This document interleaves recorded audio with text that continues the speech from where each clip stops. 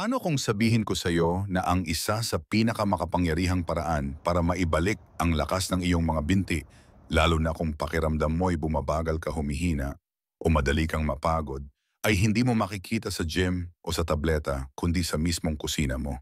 Sa katunayan, ipinapakita ng mga bagong pag-aaral na isang pagkain lang, kapag kinain sa tamang oras at may tamang combination, ay kayang pasiglahin ang neuromuscular function mo sa loob lang ng 2 oras. Simulan natin sa isang nakakagulat na insight mula sa isang 2023 study na inilathala sa Journal of Clinical Nutrition. Nang kumain ang mga adults na mahigit 50 anyos ng isang partikular na uri ng pagkaing puno ng nutrisyon sa gabi, nakita nilang may malinaw na pagbuti sa muscle protein synthesis at mitochondrial activity pagsapit ng umaga. Ang mga ito ang tinatawag na biological engines na responsable sa energy recovery at lakas, lalo na sa mga binti na kadalasan ay unang humihina habang tumatanda tayo. Hindi lang ito tungkol sa itsura o sa simpleng pagkilos. Mas malalim pa rito, kalayaan mo, kumpiyansa mo sa sarili at ang haba ng buhay mo. Kapag humina ang binti, nagbabago ang lahat. Ang dating madali lang na pag-akyat sa hagdan, biglang parang napakahirap. Ang balanse mo, nagiging mas hindi matatag. Nawawala ang sigla. Madalas inisip na lang ng marami na, tumatanda na kasi ako. Pero narito ang totoo. Hindi edad ang pangunahing dahilan ng paghina ng kalamnan. Ang mas malalaking salarin ay ang chronic undernourishment sa cellular level, low-grade inflammation, at hindi akma ang circadian rhythm. Ibig sabihin, hindi ito tungkol sa edad sa kalendaryo, kundi sa kalagayan ng katawan mo. Mahalaga ang kinakain mo, kailan mo ito kinakain, at paano ito nakikipag-ugnayan sa iyong nervous system at mga kalamnan. Sa episode na ito, susuriin natin ang neuroscience at physiology sa likod ng isang pagkaing abot kamay na kayang magpabago ng function ng binti mo, lalo na kapag ginamit ng tama. Matutuklasan mo ang nutrient profile na nagpapabilis ng neuromuscular recovery overnight. Paano pinapaandar ulit ng pagkaing ito ang mga mitochondria, ang energy factories ng muscle mo? Ang papel ng amino acid signaling sa pagbawi ng muscle density.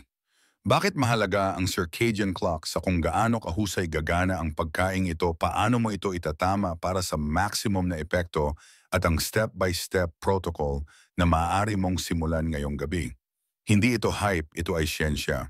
Paalala din na kapag tama ang kagamitan, ang katawan mo ay kayang bumawi ng mas mabilis kaysa inaakala mo. Simulan na natin. Sa mga dekada, ang paniwala ay kapag tumatanda ang muscle loss ay dahil sa atrophy o pagliit ng muscle fibers dulot ng hindi paggamit o pagbagsak ng hormones. Pero iba na ang sinasabi ng neuroscience ngayon, mas positibo at mas magagawa natin. Ang nadiskubre ng mga researchers ay ganito. Marami sa muscle na akala mong nawala ay nariyan pa, naputol lang ang connection. Ipinakita ng mga pag-aaral na sa pagsapit pa lang ng 40s, ang mga motor neuron na nag-uugnay ng utak at spinal cord mo sa muscles particular sa binti ay nagsisimula ng humina o mawala ng bisa. Ang pagkakakonekta ay nababawasan, kaya't nababawasan din ang electrical signal, hindi lubos na tatanggap ng muscles ang utos na gumalaw. Nariyan ang mga muscle pero parang idle lang. Isang groundbreaking study mula sa University of Calgary ang natuklasan na kahit humihina ang binti, may kakayahan pa rin ang muscle para gumana.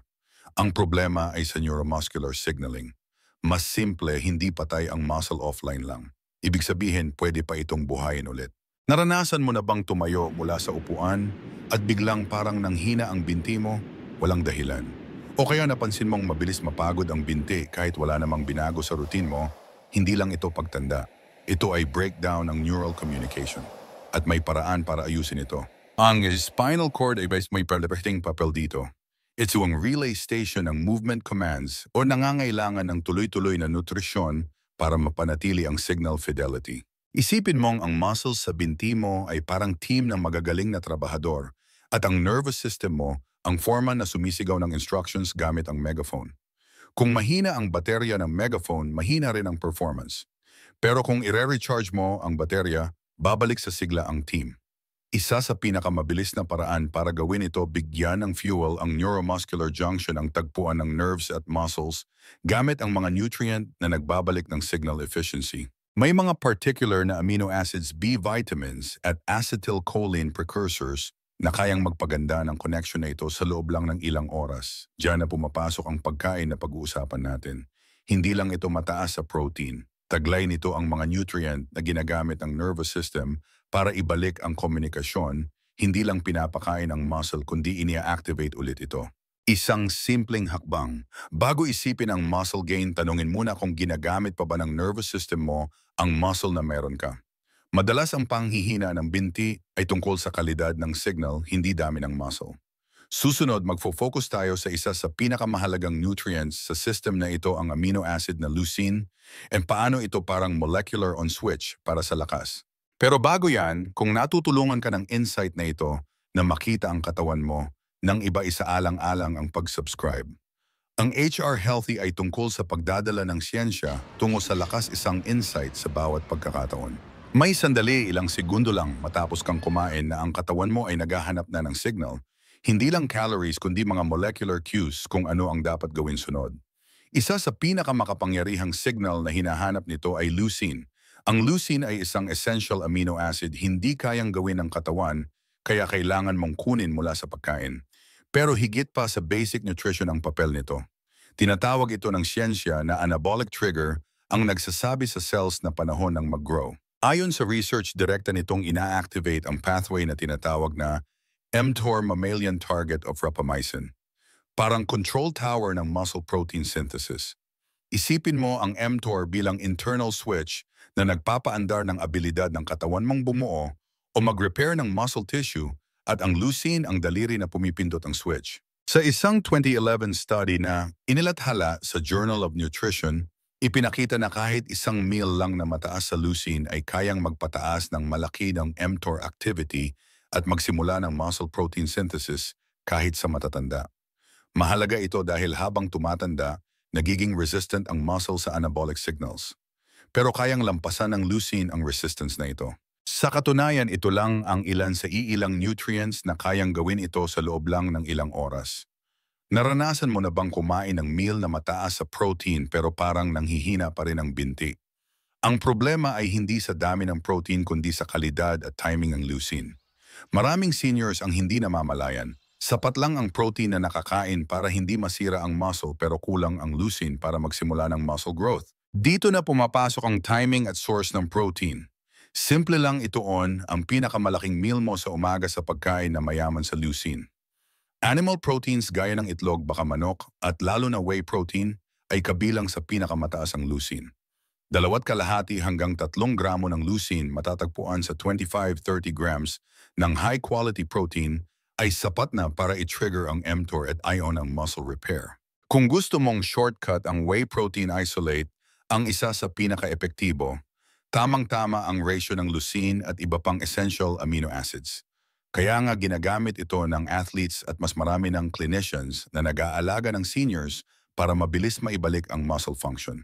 Pero hindi lang ito tungkol sa recovery, tungkol din ito sa reconnection. Kasi kapag nag-consume ka ng leucine-rich protein, ang nangyayari sa utak at kalamnan mo ay higit pa sa growth communication ito. Binabalik mo ang biochemical conversation sa pagitan ng nervous system at muscle fibers. At kung mas mabilis bumalik ang usapan na ito, mas mabilis mo ring mararamdaman ang binti mo na mas stable, malakas at buhay. Ngayon, pag-usapan natin ang pangalawang susi ng equation, ang acetylcholine, ang neurotransmitter na literal na nagsasabi sa muscle mo na gumalaw at ang pagkaing mabilis makapag-replenish nito kaysa karamihan ng supplements. Kung nakakatulong sa iyo ang insights na ito, i-like ang video, tinutulungan mo ang algorithm na makarating pa sa mas maraming tao ang science-backed strength tools na tulad nito. Kapag nagdesisyon kang kumilos, tumayo, maglakad o bumangon mula sa upuan, nagpapadala ng signal ang utak pero hindi ito dumidiretso sa muscle. Kinakailangan munang maging chemical messenger acetylcholine. Ito ang neurotransmitter na responsable sa neuromuscular transmission. Walang sapat nito, hindi gumagana ng maayos ang muscles, pwedeng mag-misfire, mag-delay o hindi tumugon. Lalong tumitindi ang epekto nito habang tumatanda. Ipinapakita ng studies na pareho ang acetylcholine production at receptor sensitivity na bumababa lalo na sa motor neurons na konektado sa binti. Kaya kahit maliit na lapses sa balanse o delayed muscle response, nagiging pangkaraniwan sa matatanda. Pero narito ang exciting na bahagi, ipinapakita ng research na ang precursor ng acetylcholine, ang choline, ay mabilis makapagbalik ang signaling capacity. Sa isang 2012 review sa Nutrients, pinakita na ang pagtaas ng dietary choline ay kayang magpataas ng acetylcholine synthesis sa loob ng 6 to 8 oras, lalo na kung aktibo ang utak sa motor coordination. Anong pagkain ang pinakamainam dito? Itlog, lalo na ang egg yolk, ang pinakamayamang natural source ng choline. 2 itlog lang ay higit 300 milligrams ng choline na agad nagko-convert sa acetylcholine at tumutulong magbalik ng motor control pathway. Hindi lang ito basta nutritional fact, kundi functional protocol. Kung mabagal o mahina ang binti mo, may panginginig, hindi matatag o humina ang lakas kapag naglalakad o tumatayo, subukan ito kumain ng 2 buong itlog sa loob ng 30 minuto, pagkagising kasabay ng protein source na mayaman din sa leucine, gaya ng whey o cottage cheese.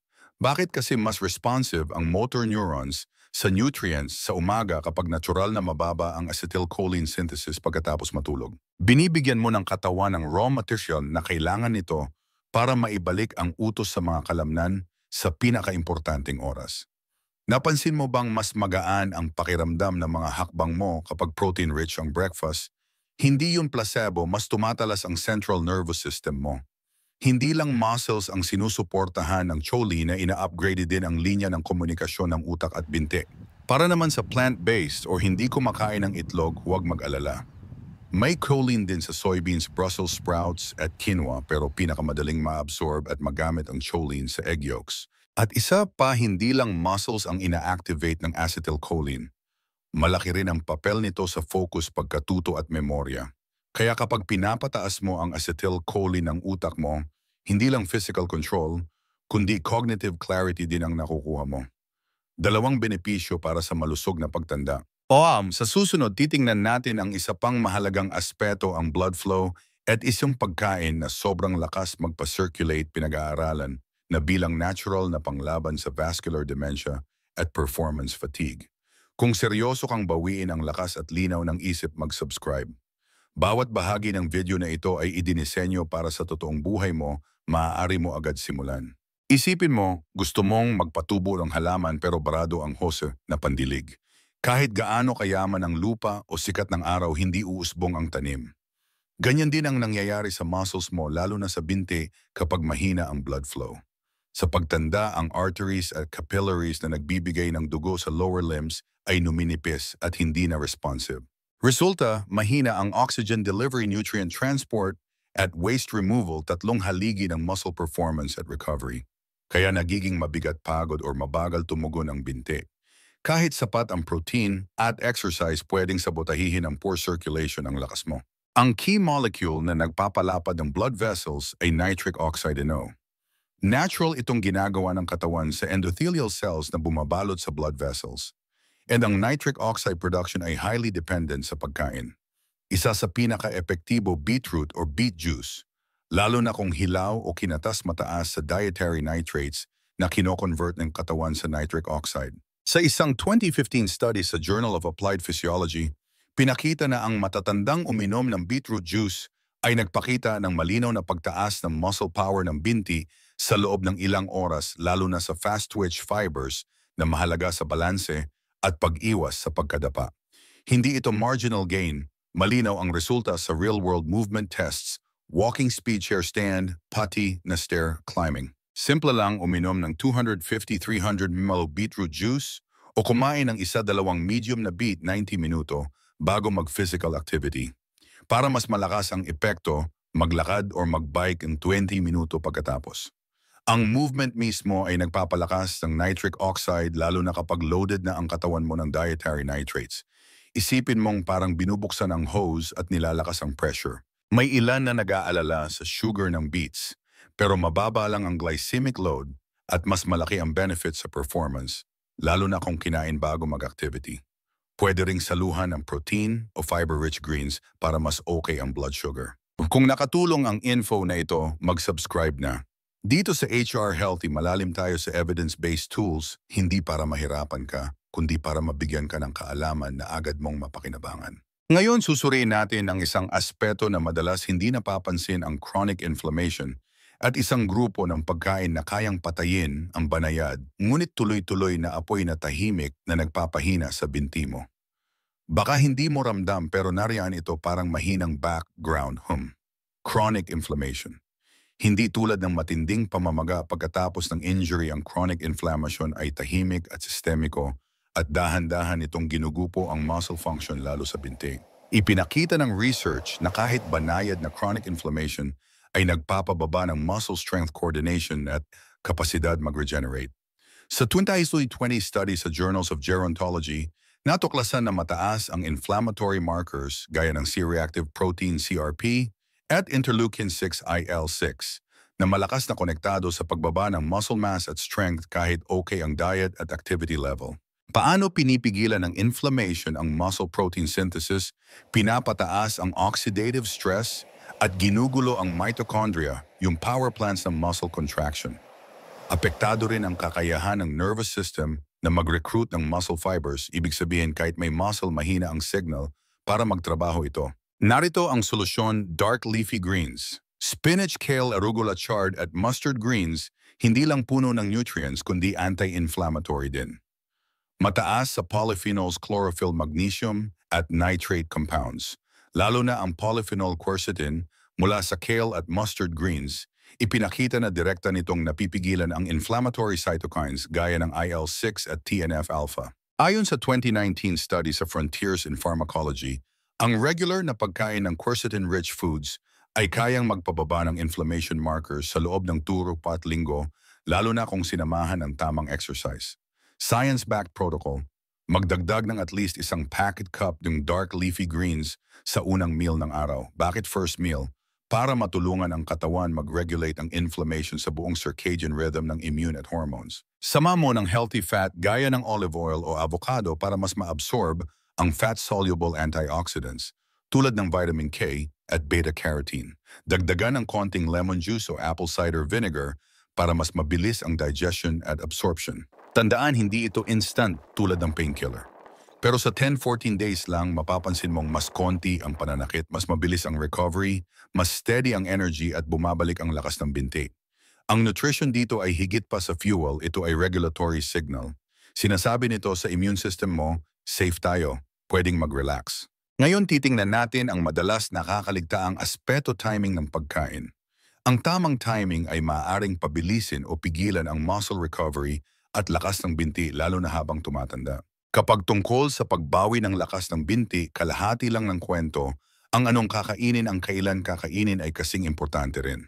Bawat meal na may protein ay nagtitrigger ng muscle protein synthesis MPS, ang proseso ng repair at pagbuo ng bagong muscle tissue. Pero habang tumatanda, humihina ang signal na ito, tinatawag na anabolic resistance, kung saan hindi na kasing responsive ang muscles sa dietary protein. Kaya kahit sapat ang protein intake, kung hindi tama ang timing, hindi lubos na gagamit ng katawan. Solution ayon sa research, pantay-pantayin ang protein-rich meals sa buong araw simula sa breakfast. Ayon sa 2014 study mula University of Texas, mas mataas ng 25% ang MPS rates ng mga taong naghahati ng protein intake sa breakfast, lunch at dinner kaysa yung karamihan ng protein ay sa dinner lang. Bakit? Kasi bawat meal ay nagsisilbing stimulus ng muscle growth, tuloy-tuloy na o ng signal sa buong araw. Dagdag pa, ang pagkain sa loob ng 30 to 60 minuto pagkatapos ng kahit light exercise ay nagpapalakas pa ng effect lalo na sa matatanda. Tinatawag itong anabolic window panahon na pinaka-sensitive ang muscle cells sa nutrients at mabilis mag-uptake ng amino acids. Protocol Step 1, target 30g high-quality protein sa unang meal haul. 30 itlog na may spinach at lentils o Greek yogurt na may hemp seeds at berries. Step 2. Pagkatapos ng kahit anong activity, uminom o kumain ng meals or snack na may protein at complex carbs sa loob ng 1 oras hal. Protein shake na may banana o quinoa na may beans and olive oil. Ang carbs ay tumutulong magpasok ng amino acids sa muscle cells sa pamamagitan ng insulin. Step 3. Iwasan ang protein stacking sa dinner, limitahan sa 30-40 grams bawat meal. Sa pag-optimize ng timing at distribution ng meals, hindi ka lang nagpapakain ng muscles, kinakausap mo ang mga ito. Sinasabi mo sa katawan mo, stay strong, stay active, stay alive. Kasi ang muscle ay hindi lang para sa movement, Isa itong metabolic organ na nagpoprotekta sa vitality mo. Sa conclusion, pagsasamahin natin ang lahat ng ito mula nitric oxide nutrient timing at bibigyan ka ng malinaw empowering na buod at isang konkretong hakbang na maaari mong gawin ngayon para baguhin ang lakas ng binti energy at kalusugan mo. Kung umabot ka sa parting ito, nagawa mo na ang pinakamahalagang hakbang maging informed. Alam mo na ang pagbawi ng lakas ng binti kahit sa tuldek oras lang ay hindi katang-isip. Ito ay physiological reality kapag naiintindihan mo kung paano magtulungan sa natural systems ng katawan. Quick recap ng 6 science-backed insights nitric oxide molecule na nagpapagalaw ng dugo papuntang binti. Walang NO nang hihina ang muscles. Beetroot, lalo na sa powder form, ay natural booster ng NO, nagpapataas ng leg blood flow sa ilang oras lang. Endothelium, ang lining ng blood vessels, ay critical sa muscle oxygenation at kailangan ng nitrates, polyphenols at antioxidants mula sa pagkain para manatiling malusog. Ang twitch muscle fibers, lalo na sa binti, ay mabilis humina sa edad, pero mabilis din sumigla kung maganda ang nutrition, blood flow at neural input. Ang gut-muscle connection, ang pagkain ng beetroot, ay may epekto rin sa gut microbes na tumutulong sa usapang utak muscle. Uhuli timing ng pagkain, lalo na pagkatapos ng galaw, ay tumutulong lampasan ang anabolic resistance at panatilihin na naka-on ang muscle-building machinery mo. Ang pinaka-importanting thread, ang katawan mo ay likas na gustong mag-regenerate, gawa ito para mag-adapt. Ang kailangan lang tamang input, tamang dami, tamang oras. Kaya heto na ang next step, simple, malinaw, epektibo. Bukas ng umaga, simulan mo ang araw mo ng beetroot-based smoothie. Dagdagan ng protein tulad ng Greek yogurt o vegan alternative. Maglakad ng 15 na minuto pagkatapos. Sunod, kumain ng protein-rich breakfast sa loob ng 30-60 minuto. Hindi lang ito tungkol sa binti. Ito ay tungkol sa momentum dahil malinaw ang science, kahit maliit na interventions, isang nutrient, maikling lakad, tamang meal, ay kayang magdulot ng mabilis at konkretong pagbabago sa performance at pakiramdam mo, lalo na sa binti, na pundasyon ng galaw at salamin ng iyong metabolic health. Habang ina-apply mo ang mga tools na ito araw-araw, mapapansin mo, unti-unting may nangyayaring malaki. Hindi lang lakas ng binti, kundi sigla, stability at tiwala sa sarili. Kaya subukan mo ang protocol na ito, tignan ang pagbabago.